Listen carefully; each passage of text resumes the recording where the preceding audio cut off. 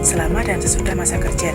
Pasal 2, tenaga kerja adalah setiap orang yang mampu melakukan pekerjaan guna menghasilkan barang dan jasa baik untuk memenuhi kebutuhan sendiri maupun kebutuhan masyarakat. Yang kedua, menurut Dr. Payaman Siamanjuntak dalam bukunya yang berjudul Pengantar Ekonomi Sumber Daya Manusia, tenaga kerja adalah penduduk yang sudah atau sedang bekerja, yang sedang mencari pekerjaan dan yang melaksanakan kegiatan lain seperti bersekolah dan mengurus rumah tangga. Menurut Abdul Hakim dalam bukunya Dasar Hukum Ketenagakerjaan di Indonesia tahun 2014 menjelaskan bahwa 1. Masa sebelum bekerja. Masa pengadaan tenaga kerja yang meliputi pengaturan lowongan kerja, pengarahan, dan penempatan tenaga kerja merupakan hal penting dalam pemenuhan kebutuhan tenaga kerja. 2. Masa selama bekerja. Masa selama hubungan kerja mendapatkan perhatian karena masa itu merupakan substansi dari hukum ketenagakerjaan, maka pemerintah perlu campur tangan dan mengatur selama hubungan kerja berlangsung. 3. Masa selama bekerja. Setelah hubungan kerja juga perlu perhatian sesama sehingga tenaga kerja tetap mendapat perlakuan sesuai keadilan, mendapat perlindungan sesuai keadilan, permasalahan seperti sakit berkepanjangan, hari tua, pensiun, tunjangan kematian, dan sebagainya. Yang keempat, menurut Sutikno, hukum perburuhan atau ketenagakerjaan adalah keseluruhan kumpulan peraturan hukum mengenai hubungan kerja yang mengakibatkan seorang secara pribadi ditempatkan di bawah perintah atau pimpinan orang lain dan mengenai keadaan-keadaan penghidupan yang berlangsung bersangkut paut dengan hubungan kerja tersebut. 5. Menurut Molenar, hukum perburuhan merupakan bagian dari hukum yang berlangsung pada pokok mengatur hubungan antara buruh dengan majikan, buruh dengan buruh, dan buruh dengan penguasa. Unsur ketenagakerjaan. Yang pertama, serangkaian peraturan yang berbentuk tertulis maupun tidak tertulis. Yang kedua, mengatur tentang kejadian hubungan kerja antara pekerja dan pengusaha. Yang ketiga, adanya orang bekerja pada dan di bawah orang lain dengan mendapatkan upah sebagai balasan jasa. 4. Mengatur perlindungan pekerja atau buruh meliputi masalah keadaan sakit, haid, hamil, melahirkan, keberadaan organisasi, pekerja, dan sebagainya.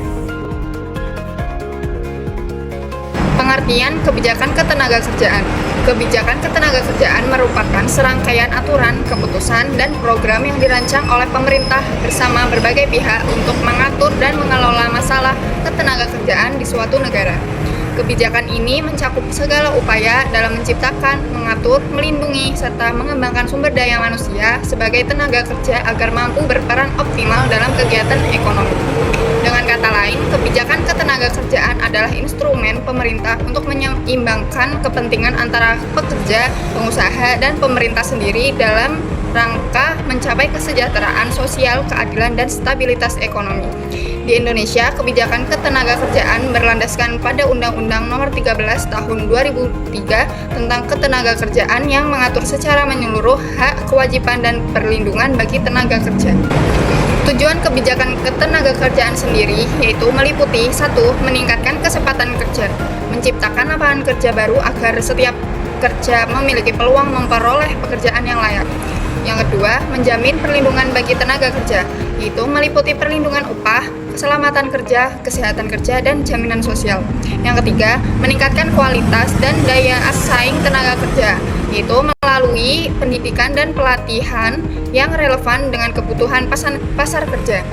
Yang keempat, yaitu mewujudkan hubungan industrial yang harmonis dengan mendorong kerjasama dan dialog antara pekerja, pengusaha, serta pemerintah. Yang kelima, mengurangi pengangguran dan kemiskinan dengan memaksimalkan penyerapan tenaga kerja di berbagai sektor ekonomi.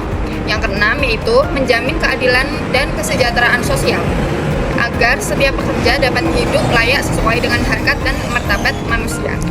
Kebijakan ketenagakerjaan memiliki ruang lingkup yang luas dan saling berkaitan, meliputi beberapa aspek.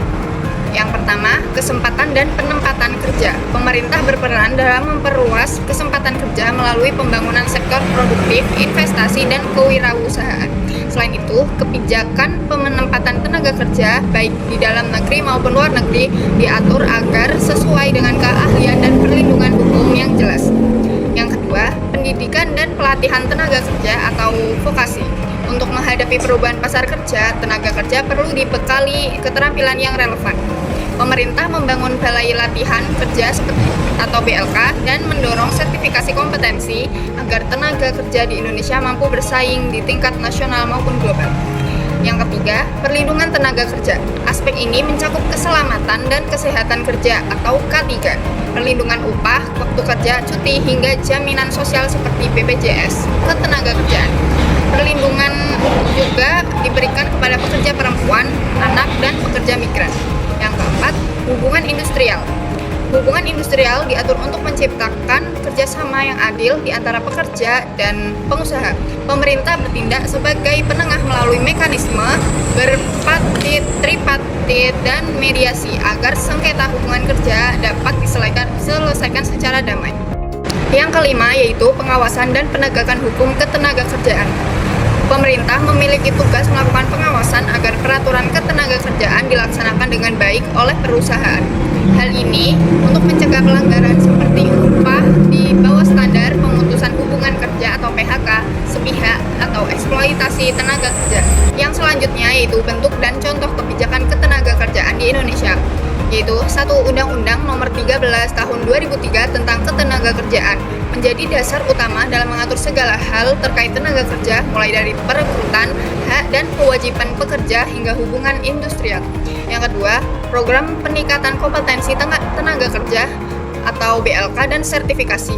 Pemerintah menyediakan pelatihan gratis dan sertifikasi keahlian melalui Balai Pelatihan Kerja agar masyarakat memiliki keterampilan sesuai kebutuhan industri. Yang ketiga, program jaminan sosial ketenagakerjaan atau BPJS ketenagakerjaan melindungi pekerja dari resiko seperti kecelakaan kerja, kematian, dan kehilangan pekerjaan. Yang keempat yaitu kebijakan upah minimum atau UMP atau UMK. Pemerintah menetapkan upah minimum provinsi dan kabupaten atau kota setiap tahun untuk menjamin penghasilan layak bagi pekerja. Yang kelima yaitu kebijakan penempatan dan perlindungan tenaga kerja migran Indonesia.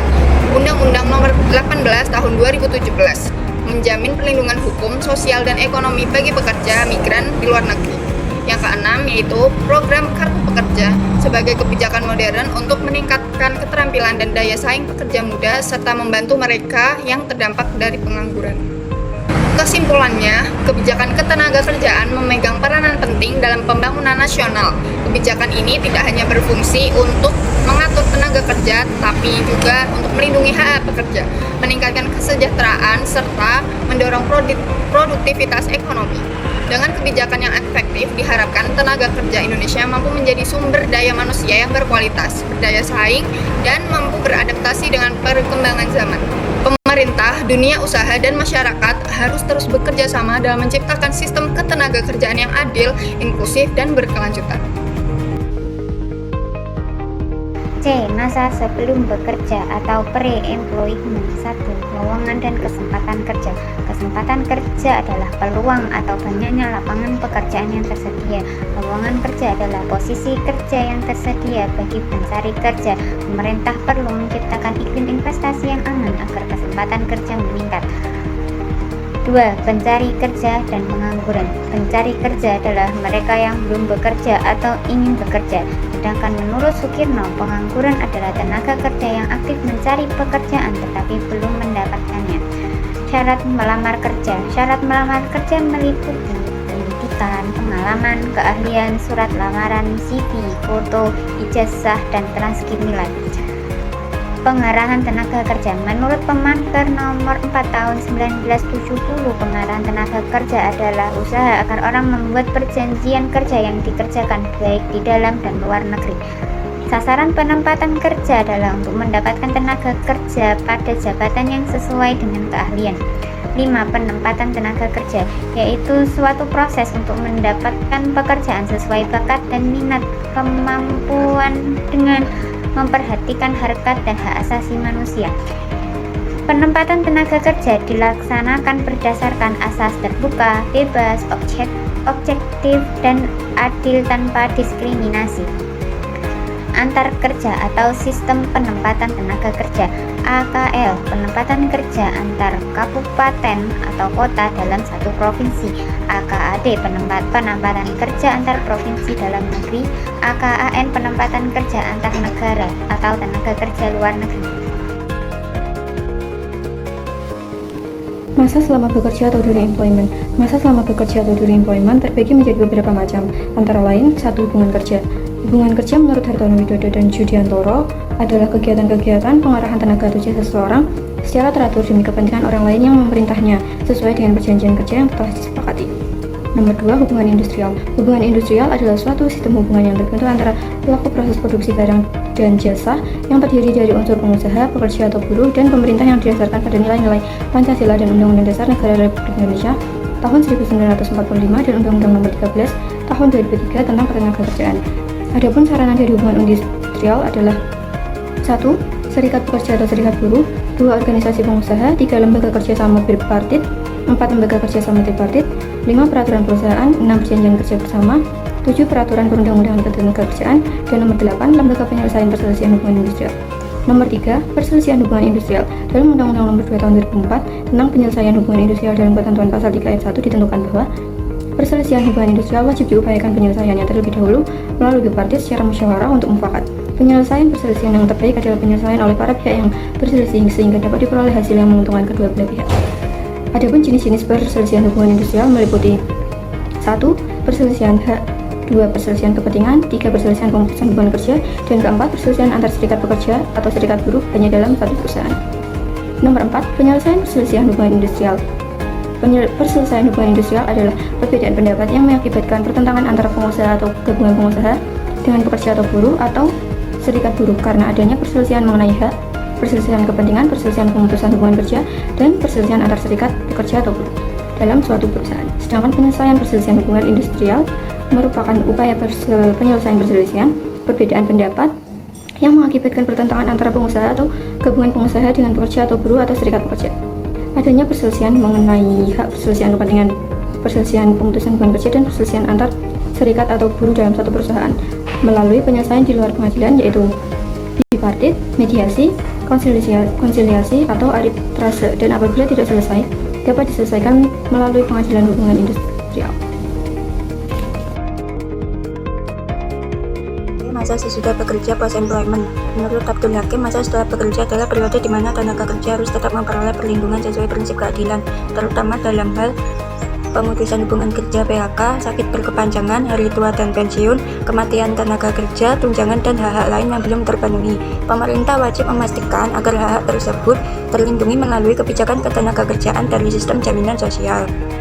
Hak-hak pekerja setelah berhenti bekerja. Setelah hubungan kerja berakhir, pekerja tetap memiliki beberapa hak antara lain 1. Uang pesangon, kompensasi atas masa kerja, 2. Uang penghargaan masa kerja, bentuk penghargaan atas loyalitas, 3. Uang penggantian hak, misalnya sisa cuti, biaya transportasi, atau fasilitas lain, 4. Jaminan sosial ketenagakerjaan, meliputi jaminan hari tua, pensiun, kecelakaan kerja, dan kematian.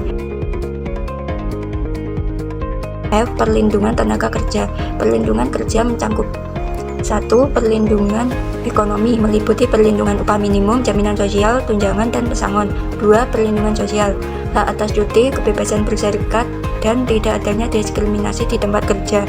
3. Perlindungan teknis terkait keselamatan dan kesehatan kerja. K3. Agar terhindar dari kecelakaan kerja. 4. Perlindungan khusus bagi pekerja perempuan, anak, dan penyandang disabilitas.